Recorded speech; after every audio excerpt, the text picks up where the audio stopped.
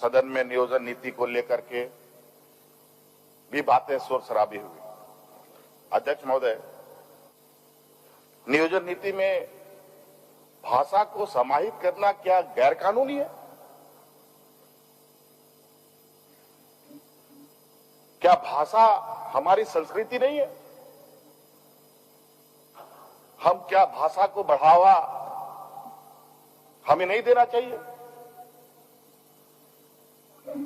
अगर ऐसी स्थिति रही अध्यक्ष महोदय जो पूर्व की सरकार में रही है, ना इन लोगों ने भाषा को संरक्षित किया, ना भाषा को बढ़ावा दिया। अध्यक्ष महोदय, आगामी 20-30 वर्षों में जिस तरीके से आदिवासी यहां पर विलुप्त हो रहे हैं अध्यक्ष महोदय, जिस तरीके से खतियानधारी की लोगों की प्रतिशतें घट रही है अध्यक्ष महोदय, आने वाला समय में ये भाषाएं भी धीरे धीरे समाप्त हो जाएगी। अध्यक्ष महोदय, भारत की भारतीयता का क्या माने अध्यक्ष महोदय? यही तो है, अनेकों भाषाओं का ये देश, यही तो हमारी एकता है, यही भारतीयता है। अगर हम भाषा को संरक्षित कर रहे हैं अध्यक्ष महोदय, तो ये हमें गर्व है अध्यक्ष महोदय। राज्य क्यों अलग हुआ अध्यक्ष महोदय? हमारे सभी साथी यहां मौजूद हैं। भाषा, संस्कृति, सभ्यता, जल जंगल जमीन, जल जंगल जमीन क्या है? ये भी सभ्यता है, ये भी भाषा है, क्योंकि जंगलों में आदिवासी रहते हैं, पहाड़ियां रहते हैं, अनेकों जनजातियां रहती हैं। तो आज इसे बचाना भी हमारा दायित्व है अध्यक्ष महोदय, और इसीलिए अलग राज्य के लिए जिन लोगों ने कुर्बानी दी अध्यक्ष महोदय, उन लोगों के सपने को साकार करने के लिए सरकार कटिबद्ध है अध्यक्ष महोदय, इस पर काम भी कर रही है अध्यक्ष महोदय। कई ऐसी चीजें हैं अध्यक्ष महोदय, इस वजह से आप उदाहरण के तौर पर देखिए अध्यक्ष महोदय, सरकारी योजनाएं हमारी,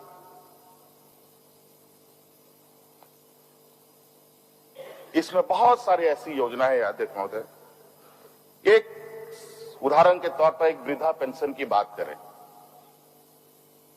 वृद्धा पेंशन किनको मिलेगा अध्यक्ष महोदय इस राज्य में?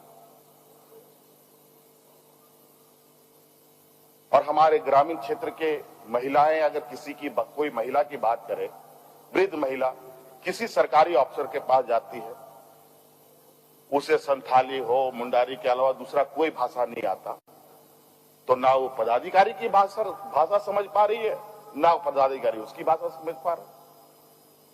अगर सरकारी व्यवस्था में स्थानीय भाषा का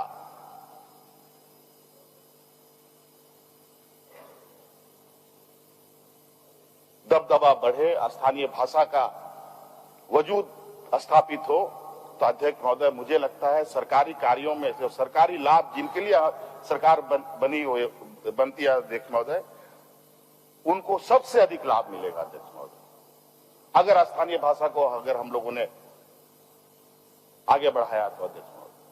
और यही वजह है इस राज्य में हमारे गरीब लोगों को सरकारी लाभों का सही लाभ इसलिए नहीं मिलता कि हमारी ये जो दूरियां है, भाषा संस्कृति की दूरियां, सरकारी व्यवस्था में ये बहुत बड़ी है अध्यक्ष महोदय। सरकार इसे कम करने की प्रयास कर रही है अध्यक्ष महोदय, और निश्चित रूप से आने वाला समय इस विषय पर हम बहुत बेहतर तरीके से आगे लोगों को लाभ दे पाएंगे अध्यक्ष महोदय। अध्यक्ष महोदय, इस तरीके से बहुत नियोजन नीति में 10वीं 12वीं को भी लेकर के काफी चर्चाएं कर रही है अध्यक्ष महोदय। हम हर संभव अध्यक्ष महोदय यहां के तरीके क्या होंगे, कैसे होंगे, और ये कैसे सुनिश्चित होगा, ये सरकार के जहन में है अध्यक्ष महोदय। और इस सभी चीजों को ध्यान में रखते हुए हम अपनी कार्य योजनाओं को अंजाम तक दे रहे हैं अध्यक्ष महोदय। और आज यही वजह है कि आज आप ही के द्वारा इस सदन के माध्यम से ही निजी क्षेत्रों में 75% लोगों को आरक्षण देने का हम लोगों ने कानून को भी पारित किया। अध्यक्ष महोदय, बहुत सारी समस्याएं आएंगी इसमें, बहुत सारे अभी यहां से पारित होने के बावजूद भी शांति इस राज्य के जनमानस, यहाँ के गरीब, आदिवासी, दलित, पिछड़ों को मिलेगा, अल्पसंख्यकों को मिलेगा। अध्यक्ष महोदय, इतना आसान नहीं है। इसके बाद भी लड़ाइयां लड़नी पड़ेंगी, क्योंकि इन वर्गों को अभी भी और ताकत इकट्ठा करने की आवश्यकता है। अभी आज शायद ये ताकत धीरे धीरे एकत्रित हो रहा है और आज यही वजह है कि भारत सरकार को भी देश के ओबीसी की ताकतों का एहसास होने लगा है। अध्यक्ष महोदय,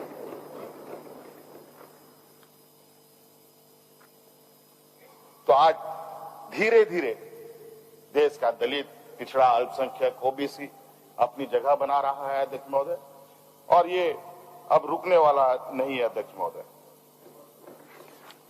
अध्यक्ष महोदय,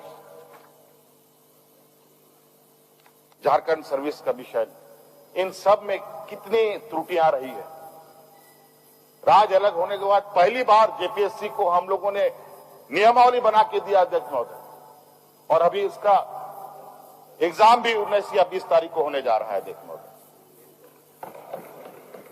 और आप देखेंगे अध्यक्ष महोदय, अब जिस तरीके से हम लोग इस राज्य के विकास की नींव की स्थापना कर रहे हैं, चाहे आने वाला समय में कितने भी तूफान आ जाए, फिर इस राज्य का नींव नहीं हिल सकता। अध्यक्ष महोदय, अगर ये हम लोगों ने सही तरीके से स्थापित किया।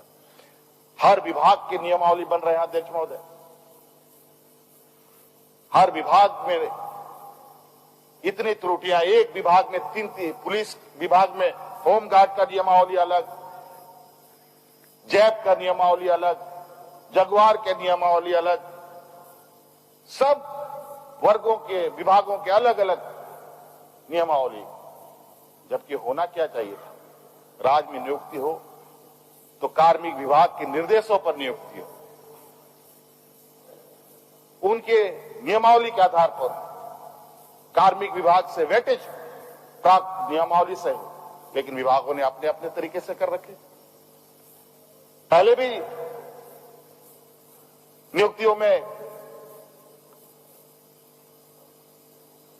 भाषाओं को अंकित किया गया था। अध्यक्ष महोदय, लेकिन अंक जोड़ने के मामले में बिल्कुल 1 नंबर 2 नंबर, कहां से स्थानीय नौजवान पास करेगा स्थानीय भाषा लेकर। इसलिए अध्यक्ष महोदय, हमने पहले भी कहा है कि ये वर्ष नियुक्ति का वर्ष होगा और इस विषय को लेकर हम लोग लगातार दिन रात इस विषय पर काम कर रहे हैं। अध्यक्ष महोदय, और मुझे पूर्ण विश्वास है आज व्यवस्था इस काम में पूरी तरीके से तेजी से काम कर रही है। अध्यक्ष महोदय, हर वर्ग, चाहे शिक्षक हो, कॉलेज का हो, स्कूल का हो, विभिन्न विभागों में अलग अलग रिक्त पड़े पद हों, उन सबको जेपीएससी में उनकी नियुक्ति के लिए आवेदन भेजे जा रहे हैं। अध्यक्ष महोदय, अब शुरू हुई है। अब मुझे लगता है कि महीने भर के बाद लगातार नियुक्ति का कार्यक्रम प्रारंभ होगा। अध्यक्ष महोदय, और मुझे लगता है कि यहाँ के नौजवान बड़े पैमाने पर इसका लाभ भी ले सकते हैं।